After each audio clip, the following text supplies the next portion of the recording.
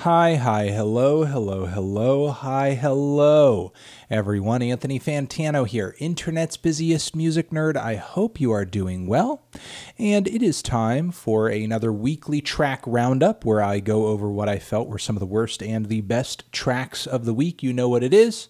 All of these songs I talk about in this video, good or bad, according to my opinion, are linked down below, so you can check them out for yourself. You may like them more than me, who knows? You may not. We will see. All right, before I get into all of the tracks, a few shout-outs. Our Turntable Lab link down there below the video. You can get some colorful records of albums we have reviewed on the channel. We get kickback from it. Also, our fantastic Patreon page, where you can get some very nice bonus monthly content for a super affordable tier, and supports us, supports everything we do. Access to our secret little Discord as well on there. And I want to give a shout out to a few EPs that have dropped recently. New Flatbush Zombies EP. There are some pretty hot tracks on this EP. Some really good hooks as well. Some of the trio's best material in a while. A few duds, but yeah, it's a short little EP. Some highlights on it. Give it a try. Give it a shot. And we also have this new split from Exhumed and Gruesome, which is a pretty quality death metal split. I will say that I am more of a fan of the Exhumed side than the Gruesome side, which I think is a bit more boilerplate death metal. The Exhumed side, I mean, at this point, Exhumed, death metal veterans, but their half of the split, in my opinion, is particularly ferocious and worth a listen. Moving on from there, worst tracks. We have a handful. We have a few. Let's get through them. 1, Rolling Blackouts Coastal Fever. This new release via Sub Pop from them. Sideways to New Italy, I am just not feeling, especially this new track over here, Cameo. It just sounds like very plain, modern, shimmering indie rock with not a lot of songwriting power. And just a lot of, I guess it sounds bright, you know, it sounds kind of blissful, sounds like, you know, they would kill it at the summer festival. But other than that, I'm just not really hearing what makes this group sound so significant, really.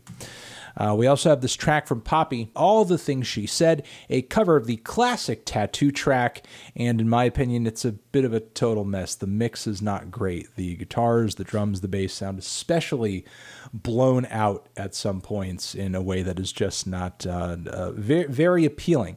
I do like the vocals, though. The vocals came off pretty good, but there are other elements of the instrumental that could have been a lot better.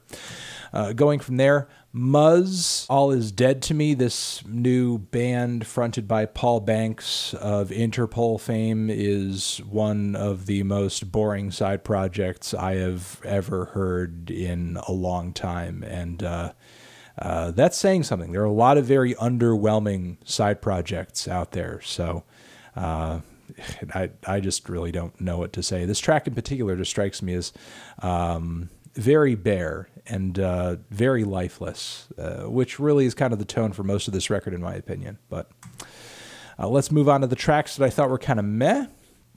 Weren't blowing me away, but were still worth shouting out, in my opinion. We have this track over here with Ty Siegel and also Corey Hansen. It's a bit of a throwback, very Sunshine Psyche type of track, bit of a pop edge as well to it. If you like Ty's more psych rock oriented stuff, give it a try, give it a shot. We also have this track from Twice, K-pop outfit Twice, which their new project over here is not that bad. It's not that bad. There's some great highlights on it, but this song that has really kind of popped out from it more and more is not one of the better songs on the record. I thought the production on this one was kind of boring, even if the vocal work was pretty sweet. Pretty nice. Not really liking some of the generic trapisms in this beat, but I don't know. What are you going to do? It's so popular these days. We also have this new track from the Menzingers, which is an acoustic number and obviously a reflection on our modern times, America Part 2. I mean, you guys see what the hell's happening on the news. It's really pretty obvious what this track is trying to be a response to at this point. It's got some catchy vocal lines on it, for sure, and the guitars are performed well. I just don't really think it's the strongest song I've ever heard in my life, especially in the political realm, but good for the Menzingers, doing something. We also have this track from Mr. Bungle. Apparently Mr. Bungle are back to do an exploited cover, an irreverent song about the USA. And yeah, it's overproduced as hell, and the ferocity of it just seems like such a put on, but it's not the worst cover I've ever heard in my life. I mean, it's certainly listenable. It's listenable. We also have this track from a group by the name of Cobra, Confusion. It's got some pretty nasty lo-fi production and some howling saxophones too. I feel like the song would be so much more kick-ass if the guitars had just a bit more beef to them and weren't so disgusting and nasty. I really don't feel like there's any other way to put it. But still, it's some nasty, noisy punk rock. We also have this new track over here from Kairon IRSE, which some of you may remember is having some more experimental and post-rock leanings in their previous stuff. They have a bit of an online cult following that's pretty strong, pretty decent. But this new track of theirs struck me as being pretty Flaming Lips inspired. It was very noisy neo-psych. I could see it growing on me into the future if I listen to it more times, if I give it more chances. I'll say right now I'm a little on the fence with it, but still a little curious. Still a little curious about it. I would love to know how this will fit into a larger context on a new record where we maybe have other tracks that are going for a similar sound here. And we also have a new track from John Dwyer, Ryan Sawyer, Peter Curlin, Tom Dulles et al. A lot of names on this track. John Dwyer, if you didn't know, is of the OC's fame.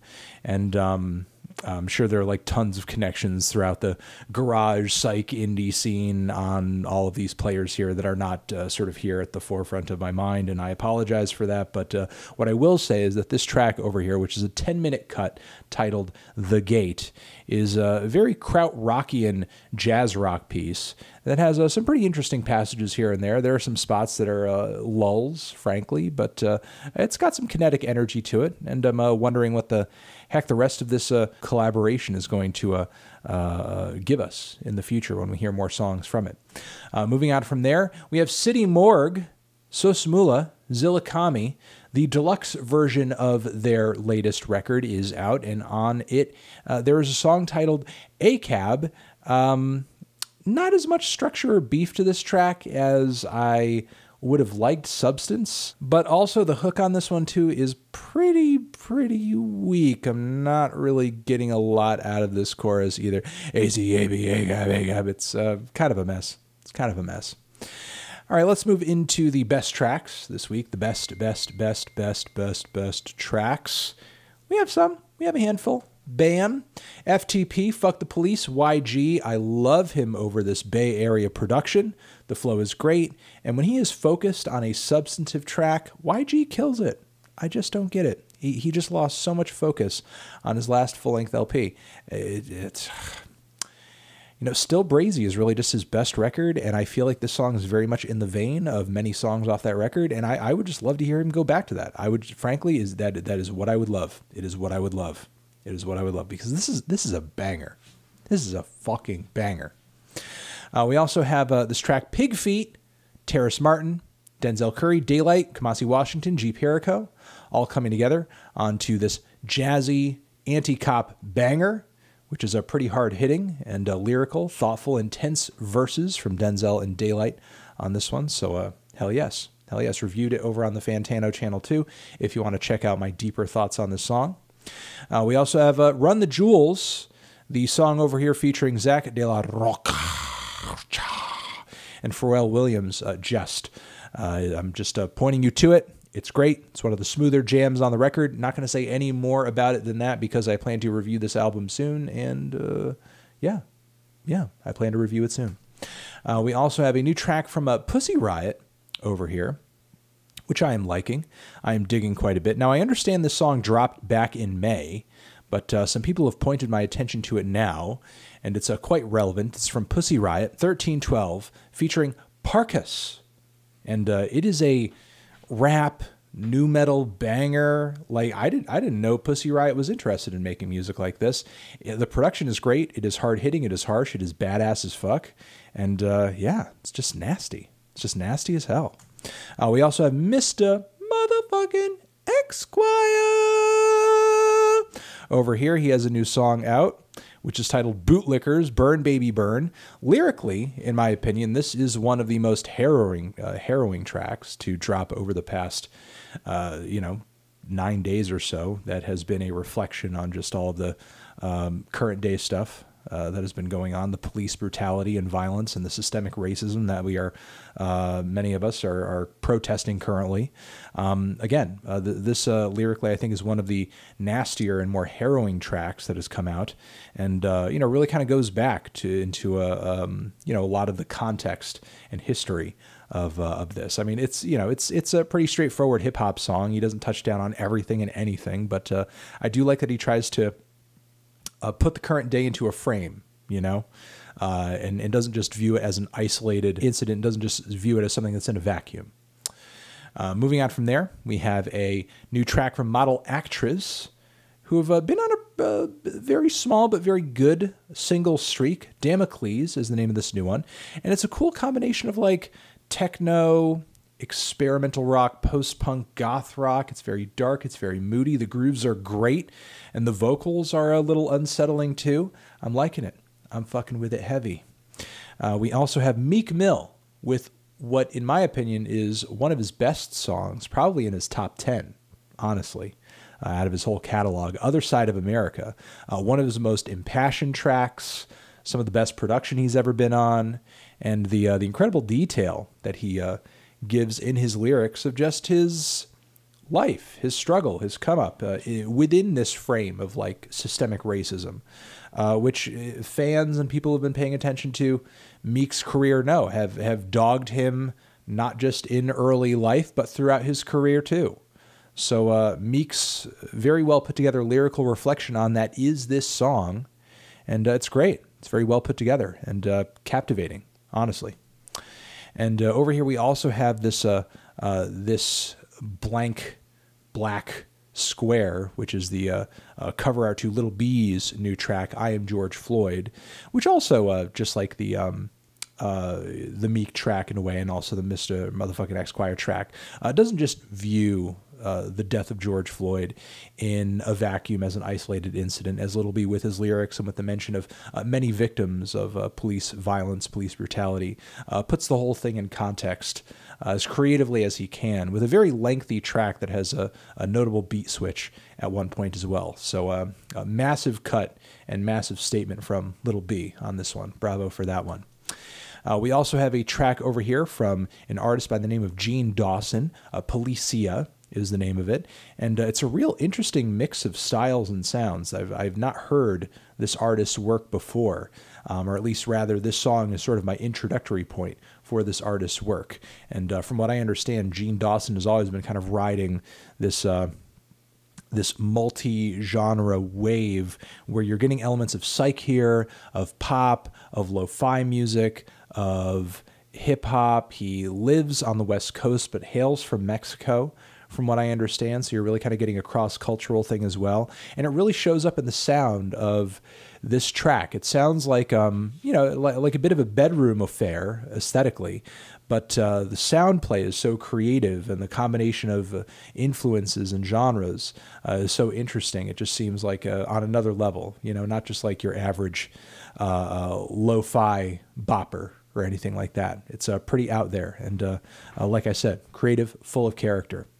And if I didn't already say it again, Policia is the name of the song. We also have a new track from Dos Monos. The Japanese experimental hip-hop trio is back with another song. Fable Now is the name of it. It is a nasty banger with wild, insane layers and samples that are quite disorienting, but also some really gruff and aggressive flows and deliveries too that kind of ground the entire thing as well. So Dos Monos, don't miss it. Don't miss it. This is a good new single. We also have CupcakKe, who is now back on her super, super raunchy shit with Lemon Pepper. This is a banger as well. Don't miss this one. And we also have Conway the Machine also dropping a topical track about just all of this, everything that we've been seeing play out in protests in the news, just all of it. And his track on this topic is quality as well. So, you know, hell the fuck yes to all of this, to all of this art coming out in reflection of this, because that's honestly what we need is people who need to be paying attention to this stuff and figuring out a solution, need to be doing, focusing, paying attention, reflecting, thinking. And, you know, certainly art that is about the topic, especially from people who have, you know, lived experience, you know, as the demographic of people who are targeted by this police violence. It's significant to hear from these voices on their artistic platforms. So, hell yeah. All right, that has been it. Those are all the songs in this weekly track roundup. Over here next to my head is another. Those are all the songs in this weekly track roundup. Again, they are linked down below. Check them out for yourself. And let me know if you love them, hate them, why, down there in the comments. I will see you in the next one. Anthony Fantano, weekly tracks forever.